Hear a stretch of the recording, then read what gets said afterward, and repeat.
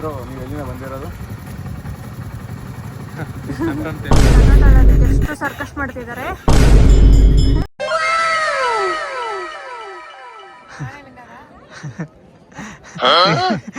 ನೀನ್ ಲೂಸ್ ಆಗೋದಕ್ಕೆ ಮೆಡಿಟೇಷನ್ ಮಾಡ್ಸಕ್ ಇಟ್ಟಿದ್ದು.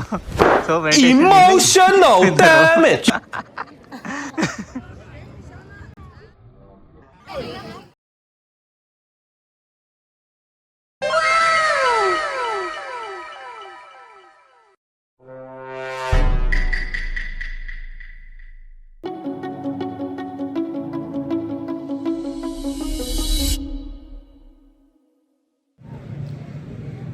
ನಮಸ್ಕಾರ ಕನ್ನಡಿಗರೇ. ಲಾಸ್ಟ್ ವೀಕ್ ನೀವು ನೋಡಿದ ಹಾಗೆ ನಾವು ಮಂದಾಗಿರಿ ಹಿಲ್ಸ್ಗೆ ಹೋಗಿದ್ವಿ. ಈ ವೀಕು ಹೊಸ ಪ್ಲೇಸ್, ಹೊಸ ಚಾಲೆಂಜಸ್, ಹೊಸ ಫನ್ ಅಡ್ವೆಂಚರ್ ಜೊತೆ ಹೊಸ ವ್ಲಾಗ್ ಮಾಡ್ಕೊಂಡು ಬಂದಿದ್ದೀವಿ. ಯಾವ ಪ್ಲೇಸ್ ಅಂತ ಇವ್ರು ಹೇಳ್ತಾರೆ. ನಾವು ಈ ಟೈಮು ಒಂದು ಹೊಸ ಪ್ಲೇಸ್ನ ಚೂಸ್ ಮಾಡಬೇಕಂತ ಚಿಕ್ಕಬಳ್ಳಾಪುರದಲ್ಲಿರುವಂಥ ಆದಿಯೋಗಿ ಸ್ಟ್ಯಾಚ್ಯೂ ಕಡೆ ಹೋಗೋಣ ಅಂದ್ಕೋತಿದ್ದೀವಿ. ಬಟ್ ಈ ವೀಕಲ್ಲಿ ಒಂದು ಫನ್ ಫೀಲ್ಡ್ಗೋಸ್ಕರ 3 ಚಾಲೆಂಜಸ್ನ ತೊಗೊಂಡಿದ್ದೀವಿ. ಈ ಮೊದಲೇ ಚಾಲೆಂಜ್ ಬಂದುಬಿಟ್ಟು ನಾವು ಓನ್ಲಿ ಪಬ್ಲಿಕ್ ವೆಹಿಕಲ್ಸ್ನ ಯೂಸ್ ಮಾಡೋಣ ಈ ಟೈಮು ಅಂದ್ಕೊಂಡು ಡಿಸೈಡ್ ಆಗಿರೋದು. 2ನೇ ಚಾಲೆಂಜ್ ಬಂದುಬಿಟ್ಟು ನಾವು ಒಬ್ಬ ಸ್ಟ್ರೇಂಜರ್ ಹತ್ರ ಹೋಗ್ಬಿಟ್ಟು ಆ ಹೋಟ್ಲಲ್ಲಿ ಆ ಸ್ಟ್ರೇಂಜರ್ ನಮಗೇನು ಆರ್ಡರ್ ಮಾಡಿಬಿಟ್ಟು ತಿನ್ಲಿಕ್ಕೆ ಹೇಳ್ತಾರಲ್ವ, ನಾವು ಅದನ್ನೇ ತಿನ್ನೋಣ ಅಂತ ಅದನ್ನೇ ತಿಂತೀವಿ. 3ನೇ ಚಾಲೆಂಜ್ ಬಂದುಬಿಟ್ಟು ನಾವು ಒಂದು ಚಿಕ್ಕ ಗೇಮ್ನ ಆಡ್ಬಿಟ್ಟು ಯಾರು ಸೋಲ್ತಾರೆ ಅವ್ರಿಗೆ ಒಂದು ಮೆಡಿಟೇಷನ್ ಚಾಲೆಂಜ್ನ ಕೊಡ್ತಾಯಿದ್ದೀವಿ. ಸೊ ಬನ್ನಿ ನಮ್ಮ ವಿಡಿಯೋ ಜೊತೆ ನೀವು ಟ್ರಾವೆಲ್ ಮಾಡಿ.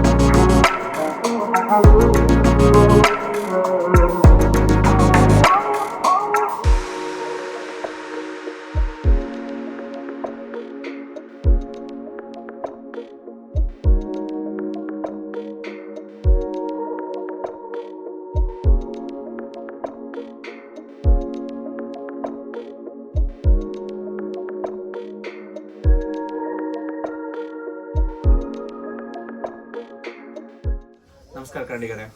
ನಮ್ಮನ್ನು ಈಶಾ ಫೌಂಡೇಶನಿಗೆ ಕರ್ಕೊಂಬಂದಂಥ ರಥದ ಸಾರಿದವ್ರ ಜೊತೆ ಒಂದೆರಡು ಮಾತಾಡೋಣ ಬನ್ನಿ. ನಮಸ್ಕಾರ ಸರ್. ನಮಸ್ತೆ ಸರ್, ನಿಮ್ಮ ಹೆಸರು? ನಮ್ಮ ಹೆಸರು ಮುರಳಿಬಾಬು ಅಂತೇಳಿ. ನೀವು ಈ ಈಶಾ ಫೌಂಡೇಶನ್ ರೂಟಲ್ಲಿ ಎಷ್ಟು ವರ್ಷದಿಂದ? 1 ವರ್ಷದಿಂದ ಈ ರೂಟಲ್ಲಿ ಕೆಲಸ ಮಾಡ್ತಾ ಇದ್ದೀವಿ. ಹೌದಾ? ಮುಂಚೆ ಬೆಂಗಳೂರು ಅಲ್ಲಿ ಮಾಡ್ತಾ ಇದ್ವಿ. ಈಗ ಊರ ಹತ್ರ ಇರೋದ್ರಿಂದ ಇಲ್ಲೇ ನಿಮ್ಗೆ ಅಲ್ಲಿ ಡ್ರೈವ್ ಮಾಡ್ತೀರಾ ಅಂತ ಈ ರೂಟಲ್ಲಿ ಡ್ರೈವ್ ಮಾಡ್ತೀರಾ ಅನ್ಕೋ ಏನು ಫೀಲಿಂಗ್ಸ್ ಅನ್ನಿಸ್ತದೆ? ಅಲ್ಲಿ ಟ್ರಾಫಿಕ್ ಸ್ವಲ್ಪ ಜಾಸ್ತಿ ಇರುತ್ತೆ, ಮೊಳಕಾಲು ಎಲ್ಲ ನೋವು ಬರುತ್ತೆ. ಇಲ್ಲಾದರೆ ಏನೂ ಇರಲ್ಲ. ಇನ್ನೊಂದು ಈ ಆಲ್ ಇಂಡಿಯಾ ಜನಗಳನ್ನೆಲ್ಲ ಕರ್ಕೊಂಡ್ಬಂದು ಈ ಒಂದು ಈಶಾ ಫೌಂಡೇಶನ್ ಬಿಡ್ತೀವಲ್ಲ, ಅದೊಂದು ಒಂಥರ ಖುಷಿ ಇರ್ತದೆ. ಬೇರೆ ಬೇರೆ ಥರ ಜನಗಳನ್ನೆಲ್ಲ ನೋಡ್ತೀವಿ, ಅದೊಂಥರ ಮನಸ್ಸು ಸಮಾಧಾನ, ಡ್ಯೂಟಿ ಮಾಡೋಕ್ಕೆ ಇನ್ನೂ ಹುಮ್ಮಸ್ಸು ಬರ್ತದೆ. ಈಗ ಬೆಂಗಳೂರಿಂದ ಬರೋ ಜನರಿಗೆ ಅಂದರೆ ಬಸ್ಸಸ್ಸು ಟ್ರಾವೆಲಿಂಗ್ಸ್ ಅದೆಲ್ಲ ಯಾವ ಟೈಮಿಗೆ ಇರುತ್ತೆ ಅಥವಾ ಎಲ್ಲ 15 ನಿಮಿಷಕ್ಕೆ ಹಾಲಿಡೇಸ್ ಟೈಮಲ್ಲಿ 10-15 ನಿಮಿಷಕ್ಕೆ ಇರುತ್ತೆ. ಬೇರೆ ಟೈಮಲ್ಲಿ ಬಂದು ½ ಅನ್ ಅವರ್ ಒಂದಿರುತ್ತೆ. ಸಂಜೆ 6 ಗಂಟೆಗೆ ಕ್ಲೋಸ್ ಆಗುತ್ತೆ. ಈಗ ವೀಕ್ ಡೇಸ್ಗೂ ವೀಕೆಂಡ್ಸ್ಗೂ ಕಂಪೇರ್ ಮಾಡಿದ್ರೆ ವೀಕೆಂಡ್ಸಲ್ಲಿ ತುಂಬ ಜನ ಬರ್ತಾರಲ್ವಾ? ವೀಕೆಂಡಲ್ಲಿ ತುಂಬ ಜನ, ಸಿಕ್ಕಾಪಟ್ಟೆ ರಶ್ ಇರುತ್ತೆ. ಹಾಲಿಡೇ ವೀಕೆಂಡಲ್ಲಿ ಫುಲ್ ರಶ್ ಇರುತ್ತೆ. ಆಮೇಲೆ ಇಲ್ಲಿಂದ ನಾವು ಬಸ್ ಸ್ಟ್ಯಾಂಡಿಂದ ಇಲ್ಲಿ ಬರೋಕ್ಕೆ ನಮಗೆ ಟಿಕೆಟ್ ಪ್ರೈಸ್ ಎಷ್ಟಾಗುತ್ತೆ ಸರ್? 40 ರೂಪೀಸ್ ಮಾಡಿ. ಸೊ ನಿಮ್ಗೆ ಈ ಜರ್ನಿ ಚೆನ್ನಾಗಿ ಅಂದರೆ ಈ ಕಡೆ ನಿಮ್ಮ ಊರ ಹತ್ರನ ಹಾಕ್ಸ್ಕೊಂಡು ಇಲ್ಲೇ ಕೆಲಸ ಮಾಡ್ತಿರೋದು ನಿಮ್ಗೆ ಒಂದು ಒಳ್ಳೆ ಸಂತೋಷನೇ. ಆರಾಮಾಗಿ ಹಿಂಗೆ ಸರ್, ಲೆಜೆಂಡ್ ಸರ್. ನೀವು ಇದೇ ಸರ್ವಿಸಲ್ಲಿ ಇಷ್ಟು ವರ್ಷ ಸರ್ವಿಸ್ ಕೊಟ್ಟಿದ್ದೀರಾ ಅಂದರೆ ಅದು ಪಬ್ಲಿಕ್ ಸರ್ವಿಸ್ ಕೊಡ್ತಿದ್ದೀರಲ್ಲ ಈ ಗೌರ್ಮೆಂಟ್ ಆಫ್ ಕರ್ನಾಟಕ. ಸರ್ ಈಗ ಈಶಾ ಫೌಂಡೇಶನ್ ರೀಚ್ ಆಗಿದ್ದೀವಿ. ನಾವು ಬೆಂಗಳೂರು ಬಿಟ್ಟಿದ್ದು ಸುಮಾರು 9:15 ಹಂಗಾಗಿತ್ತು. 9:15 ಬಸ್ ಹೊರಡೋಕ್ಕೆ ಸ್ಟಾರ್ಟ್ ಮಾಡಿದ್ದು. ನಾವಿಲ್ಲಿ ಬರೋದ್ರೊಳಗಡೆ ಒಂದು 10:45 10:50 ಆಗಿತ್ತು. ಅಲ್ಲಿಂದ ಈಶಾ ಫೌಂಡೇಶನ್ಗೆ ರೆಗ್ಯುಲರ್ ಬಸ್ ಇದೆ. ಒಂದು 5 ಮಿನಿಟ್ಸ್ ವೆಯ್ಟ್ ಮಾಡಿದ ತಕ್ಷಣ ಬಸ್ಸು ಮೂವ್ ಆಗಿ 20 ನಿಮಿಷ ಜರ್ನಿಲಿ ನಾವಿಲ್ಲಿ ಈಶಾ ಫೌಂಡೇಶನ್ಗೆ ರೀಚ್ ಆಗಿದ್ವಿ. ಆ್ಯಕ್ಚುಲಿ ನಾವು ಹೊರಡಕ್ಕೆ ಸ್ಟಾರ್ಟ್ ಮಾಡಿದ್ದು 8:50ಗೆ KSRTC ಬಸ್ ಸ್ಟ್ಯಾಂಡ್ ರೀಚ್ ಆಗಿದ್ದು. ಬಟ್ ನಮ್ಮ ಬಸ್ ಅದು ಹುಡ್ಕೋದ್ರಲ್ಲಿ 9:10 ಆಯಿತು. 9:15 ಬಸ್ ಹೊರಟು ನಾವು ಈಗ ರೀಚ್ ಆಗಿದ್ದೀವಿ. ಈಗ ನೋಡೋಣ ಬನ್ನಿ ಒಳಗಡೆ ಹೇಗಿರುತ್ತೆ ಅಂತ. 1 minute later. ನೀವು ಕಾರಲ್ಲಿ ಬೈಕಲ್ಲಿ ಬಂದು ಪ್ರಾಬ್ಲಮ್ ಏನಿಲ್ಲ. ಇಲ್ಲಿ ಪಾರ್ಕಿಂಗಿಗೆಲ್ಲ ವ್ಯವಸ್ಥೆ ಇದೆ. ಬಟ್ ಇಲ್ಲಿ ಪಾರ್ಕಿಂಗ್ ಫೀಸ್ನ ಚಾರ್ಜ್ ಮಾಡ್ತಾ ಇದ್ದಾರೆ. ಬಟ್ ಎಷ್ಟು ಚಾರ್ಜ್ ಮಾಡ್ತಿದ್ದಾರೆ, ಏನು ಮಾಡ್ತಿದ್ದಾರೆ ಒಂದ್ಸಲ ಕೇಳಬೇಕು. ಬನ್ನಿ ಕೇಳೋಣ. ಪಾರ್ಕಿಂಗ್ ಚಾರ್ಜಸ್ ಬಗ್ಗೆ ಕೇಳೋಣ ಬನ್ನಿ. ಬ್ರೋ, ನೀವು ಎಲ್ಲಿಂದ ಬಂದಿರೋದು?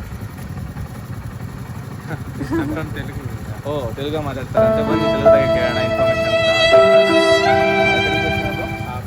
బెంగళూరు నుంచి వచ్చినారా? ఎంతసేపు పట్టింది బ్రో జర్నీ? యాక్చువల్ ఫస్ట్ మేము నంది హిల్స్ నుంచి డైరెక్ట్ ఇక్కడ నంది హిల్స్ నుంచి ఇక్కడికి వచ్చారా? ఇక్కడ పార్కింగ్ కోసం మొత్తం మంచిగా అరేంజ్ అయింది కదా. ఇక్కడ పార్కింగ్ ఫీజ్ అంతా ఎంత ఉంది? 20 రూపీస్. 20 రూపీస్. బైక్ అయితే 20 రూపీస్. కార్కి అయితే 40 మేబీ 50. మంచిగా కలుసుకుందాం బ్రో. తర్వాత ఎప్పుడైనా కలుద్దాం. So happy adventure. Thank you. Same to you. Thanks bro. Parking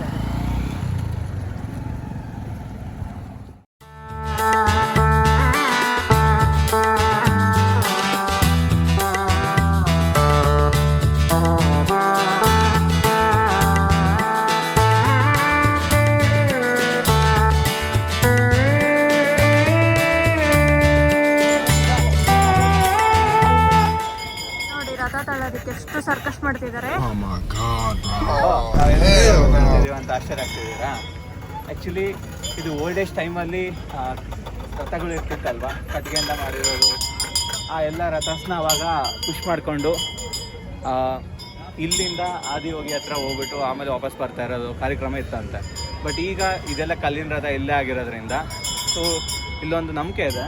ಈ ರಥನ, ಈ ವೀಲ್ನ 64 ಸಲ ನಾವು ತಿರುಗಿಸಿದ್ರೆ ಈ ಮಹಾಶಿಲೆ ಯೋಗಿ ಆದಿಯೋಗಿನ ಟಚ್ ಮಾಡಿಬಿಟ್ಟು ಬರುತ್ತೆ ಅನ್ನೋದೊಂದು ನಂಬಿಕೆ ಇದೆ. ಸೊ ಅದಕ್ಕೆ ಈ ಕಲ್ಲಿನ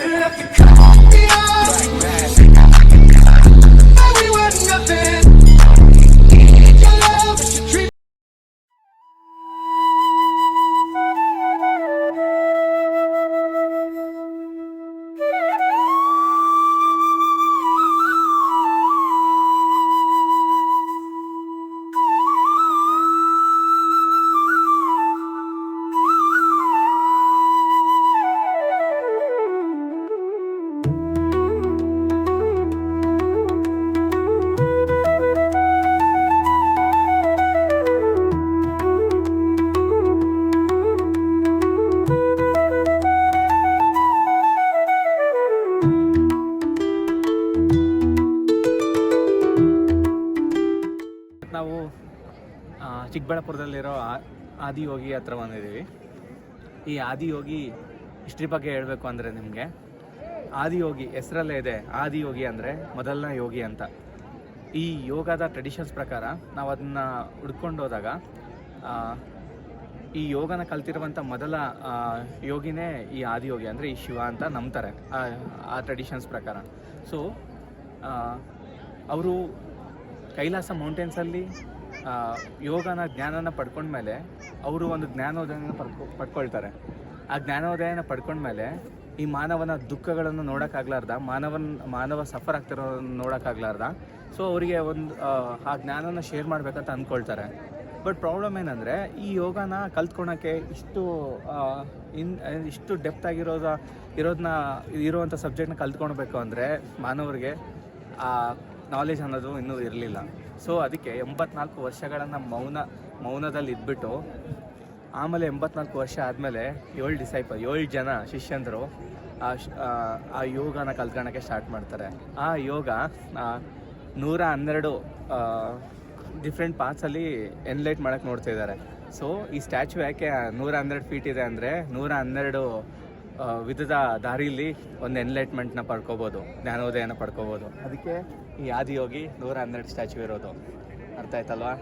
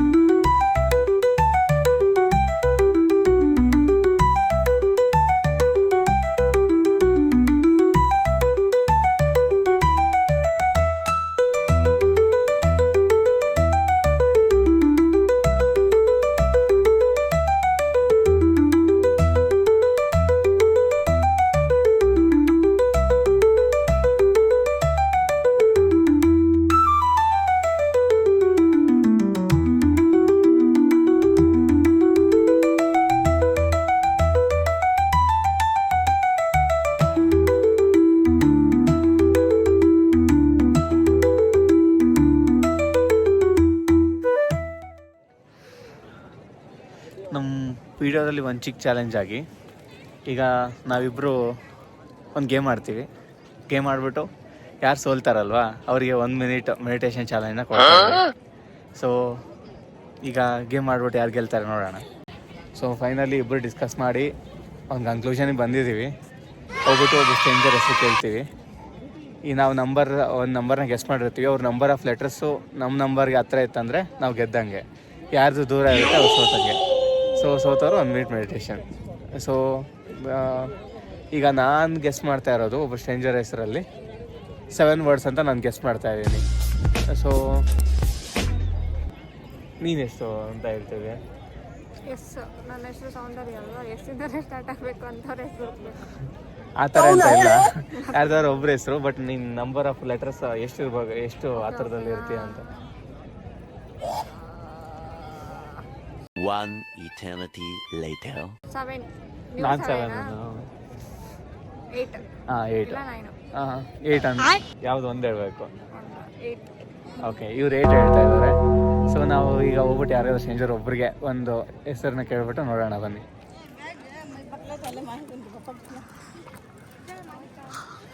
ನಾನು ಕೇಳ್ತಿದ್ದೀನಿ.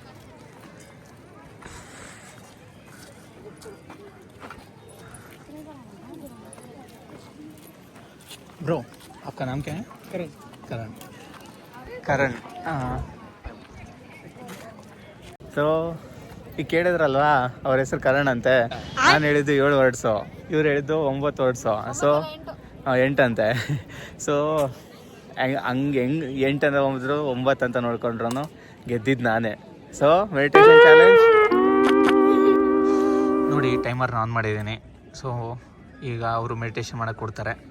So let's on the time.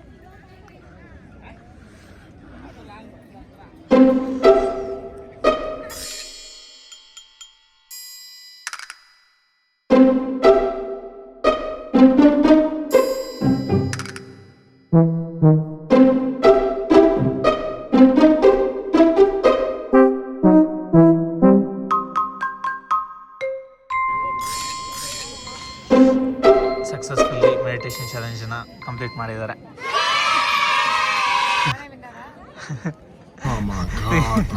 ನೀನು ಲೂಸ್ ಆಗೋದಕ್ಕೆ ಮೆಡಿಟೇಷನ್ ಮಾಡ್ಸಕ್ಕೆ ಇಟ್ಟಿದ್ದು.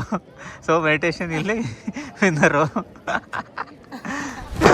Emotional damage.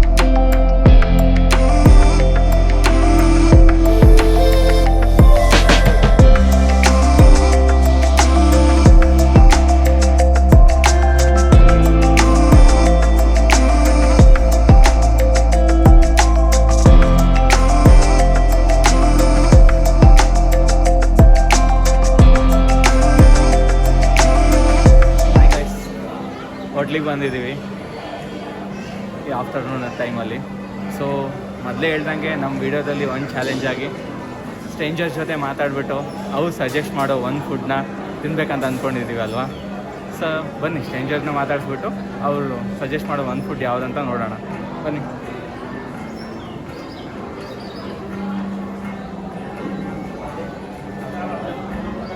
ನಾವು ಯೂಟ್ಯೂಬಿಂದ ಬಂದಿದ್ದೀವಿ. ಸೊ ನಮಗೆ ಯೂಟ್ಯೂಬಲ್ಲಿ ಒಂದು ಚಿಕ್ಕ ಚಾಲೆಂಜ್ ಆಗಿ ನೀವು ಸಜೆಸ್ಟ್ ಮಾಡೋ ಒಂದು ಫುಡ್ನ ತಿನ್ಬೇಕಂತ ಇದ್ದೀವಿ. ಸೊ ನಿಮಗೆ ಯೂಟ್ಯೂಬಲ್ಲಿ ಏನು ಸಜೆಸ್ಟ್ ಮಾಡ್ತೀರಾ ನಮಗೆ ತಿನ್ನಲಿಕ್ಕೆ? ಮಸಾಲೆ ದೋಸೆ ನೋಡಿದ್ರೆಲ್ಲ ಮಸಾಲೆ ದೋಸೆ ಅಂತ. ಇವ್ರ ಬಗ್ಗೆ ಸ್ವಲ್ಪ ಮಾತಾಡ್ಸೋಣ ಬನ್ನಿ. ಅಂದರೆ ನೀವು ಎಲ್ಲಿ ಬೆಂಗಳೂರಿಂದ ಬಂದಿದ್ದ? ಬೆಂಗಳೂರಿಂದ? ಇಲ್ಲ ಚಿಕ್ಕಬಳ್ಳಾಪುರ. ಓ, ಅಂದರೆ ಇಲ್ಲ ಹತ್ರದಲ್ಲಿ ಆರಾಮಾಗಿ ಬರ್ಬೋದು. ಹಿಂಗೆ ಬೈಕಲ್ಲಿ ಬಂದಿದ್ದೀರಾ? ನಿಮ್ಗೆ ಎಷ್ಟು ಜರ್ನಿ ಆಗುತ್ತೆ? Half an hour. ನಿಮ್ಮದೆಲ್ಲ ಅಂದರೆ ಹುಟ್ಟಿ ಬೆಳೆದಿದ್ದೆಲ್ಲ ಈಗ ಆದಿ ಹೋಗಿ ಬಂದ ತಕ್ಷಣ ನಿಮಗೆ ಸ್ಪಿರಿಚುವಲ್ ಆಗಿ ಏನಾದ್ರು ಚೇಂಜಸ್ ಕಾಣಿಸ್ತದೆ. ಪೀಸ್ ಆಗಿರುತ್ತೆ, ಆರಾಮಾಗಿರುತ್ತೆ. ಅದ್ರ ಜೊತೆ ಫುಲ್ ಆರಾಮಾಗಿ ಸ್ಪೆಂಡ್ ಮಾಡ್ಕೊಂಡು ಆರಾಮಾಗುತ್ತೆ.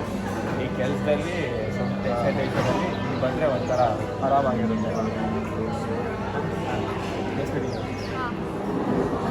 ನೋಡಿದ್ರಲ್ಲ ಸ್ನೇಹಿತರೆ, ಈ ಸ್ಟ್ರೇಂಜರ್ ಜೊತೆ ಮಾತಾಡಿದಾಗ ಅವರು ಹೇಳ್ತಾ ಇದ್ದಾರೆ ನಾವು ಮಸಾಲೆ ದೋಸೆನ ಆರ್ಡ್ರ್ ಮಾಡಿಬಿಟ್ಟು ತಿನ್ನಬೇಕಂತೆ. ಸೊ ನಾನೀಗ ಮಸಾಲೆ ದೋಸೆ ಆರ್ಡ್ರ್ ಮಾಡೋಕ್ಕೆ ಹೋಗ್ತಾಯಿದ್ದೀನಿ. ಬನ್ನಿ ಹೋಗೋಣ, ಆರ್ಡ್ರ್ ಮಾಡ್ಕೊಬಂದು ತಿನ್ಕೊಂಡು.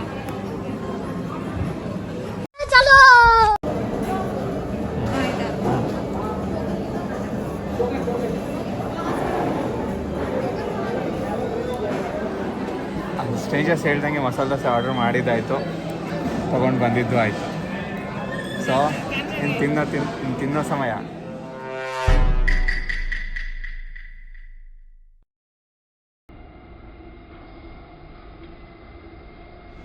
ಈ ವಿಡಿಯೋದಲ್ಲಿ ನಿಮ್ಮನ್ನು ನಗುತ್ತಾ ನಲಿಸ್ತಾ ಫೈನಲಿ ವಿಡಿಯೋ ಎಂಡ್ ಮಾಡೋ ಟೈಮ್ ಬಂದಿದೆ. ಎಂಡ್ ಮಾಡೋಕ್ಕೆ ಮನಸ್ಸಿಲ್ಲ ಅಂದ್ಕೊಳ್ಳಿ, ಬೇಜಾರಾಗ್ತಿದೆ ಅಂದ್ಕೊಳ್ಳಿ, ಬಟ್ ವಿಡಿಯೋ ಎಂಡ್ ಮಾಡಲೇಬೇಕಲ್ವಾ? ಹಾಗಂತ ನೀವು ಬೇಜಾರು ಮಾಡ್ಕೋಬೇಡಿ. ನೀವು ನೆಕ್ಸ್ಟ್ ವೀಕ್ ಹೊಸ ವಿಡಿಯೋದೊಂದಿಗೆ ನಿಮ್ಮ ಮುಂದೆ ನಾವು ಪ್ರತ್ಯಕ್ಷ. ಹೀಗೆ ಸದಾ ನಮ್ಮನ್ನು ಸಪೋರ್ಟ್ ಮಾಡ್ತಾ ಲೈಕ್, ಶೇರ್, ಸಬ್ಸ್ಕ್ರೈಬ್ ಮಾಡಿ. ಸಿಗೋಣ ಮುಂದಿನ ವಿಡಿಯೋದಲ್ಲಿ. Take care. Good night Karnataka.